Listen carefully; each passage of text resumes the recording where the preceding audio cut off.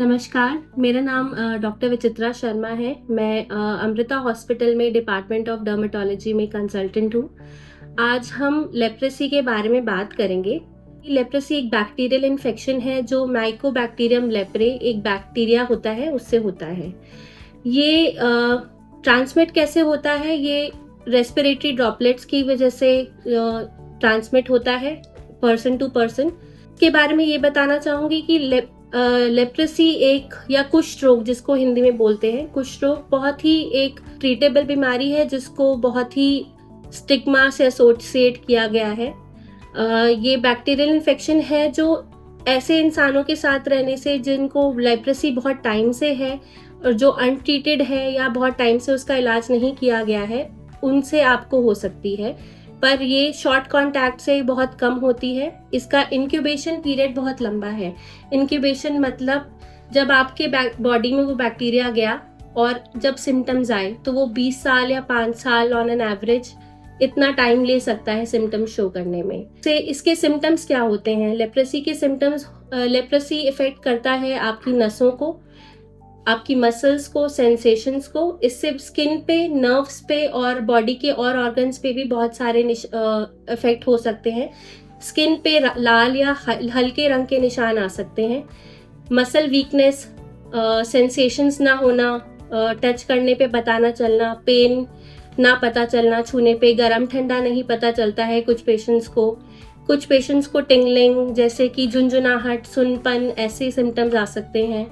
और अगर इसका इलाज ना किया जाए और इसको बहुत देर तक छोड़ दिया जाए तो ये बॉडी के इंटरनल ऑर्गन्स, किडनी, लिवर, इन सब पे भी इफेक्ट कर सकता है। इससे जुड़े कुछ स्टिग्मा या कुछ ऐसे पॉइंट्स हैं जो मैं जिनके बारे में बताना चाहूँगी। कुछ रोग अगर आपको हो गया तो आपकी जो है मौत पक्की है, आप इससे कभी ठीक नहीं हो सकते। ये बताना चाहूँगी कि कुछ रोग बहुत ही ट्रीटेबल डिजीज़ है, इजीली ट्रीटेबल डिजीज़ है, क्योरेबल डिजीज़ है।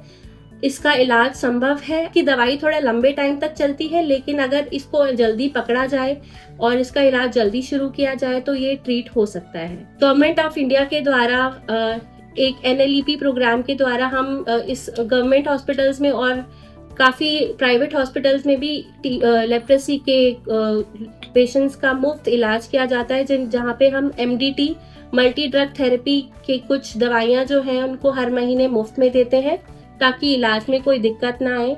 1 साल के अंदर अंदर पेशेंट जो है बीमारी से मुक्त हो जाता है। लेप्रेसी के कॉम्प्लिकेशंस के बारे में भी आपको बताना चाहूँगी कि अगर लेप्रेसी का इलाज ना किया जाए, अगर इसको ठीक ना किया जाए तो इससे नसों पे परमानेंट इफेक्ट आ सकता है, पर वो तब आता है जब इसको कुछ सालों के लिए बिल्कुल छोड़ दिया जाए। इससे आपकी जो है नसें कमज़ोर पड़ सकती हैं, आपको मसल्स यूज़ करने में परेशानी हो सकती है, पैरों की, हाथों में परमानेंट डिसेबिलिटीज़ हो सकती हैं, जिससे आपको आगे काम करने में और वैसे भी शरीर के लिए भी ये थोड़ा नुकसानदायक हो सकता है। और लेकिन अगर इसका इलाज टाइम पे कर लिया जाए, इसको इजीली पकड़ लिया जाए तो ये बिल्कुल ठीक हो जाता है और इससे कोई परेशानी नहीं होती है। कॉमन मिथ है कि पेशेंट अनटचेबल है, डिजीज इनक्योरेबल है और बहुत ज़्यादा कंटेजियस हो जाता है। ऐसा नहीं है। ये तभी फैलता है जब आप अफेक्टेड इंडिविजुअल के लॉन्ग टर्म कॉन्टैक्ट में रहें, बहुत क्लोज कॉन्टैक्ट में बहुत लंबे समय तक रहें। अनटचेबिलिटी बिल्कुल इसके साथ एसोसिएट नहीं है, ये छूने से नहीं फैलता है। और इनक्योरेबिलिटी ये बिल्कुल गलत है, इनक्योरेबल नहीं है, इसका ट्रीटमेंट बिल्कुल अवेलेबल है और ये पूरी तरह से क्योर हो जाता है। इसके साथ कुछ स्टिग्मा एसोसिएटेड है कि जैसे कि पेशेंट को अगर अनटचेबल या अछूत करार किया जाता है तो उससे सोशल स्टिग्मा हो सकता है, उससे काम पे जाने में प्रॉब्लम हो सकती है, उसे मेंटल जैसे डिप्रेशन या एंजाइटी जैसी बीमारियां हो सकती हैं। तो इसलिए अवेयरनेस बहुत ज़रूरी है। हमें पेशेंट्स के साथ डिस्क्रिमिनेट नहीं करना चाहिए कि ये इसको लेप्रेसी है तो हम इसके कांटेक्ट में नहीं रहेंगे या इसको काम पे नहीं रखेंगे। और दूसरा चैलेंजेस है कि थोड़ा लेट पता चलता है, डायग्नोसिस थोड़ा लेट होता है क्योंकि सिम्टम्स बहुत स्लोली आते हैं। और साइको सोशल इम्पैक्ट इसका एक बहुत बड़ा वो चैलेंज है जो हमें टैकल करना है कि ऐसे पेशेंट्स को बिल्कुल भी स्टिग्मा ना हम एसोसिएट करें कि उन पेशेंट्स जो हैं बिल्कुल भी ठीक नहीं हो सकते और इनके टच में हमें नहीं रहना है।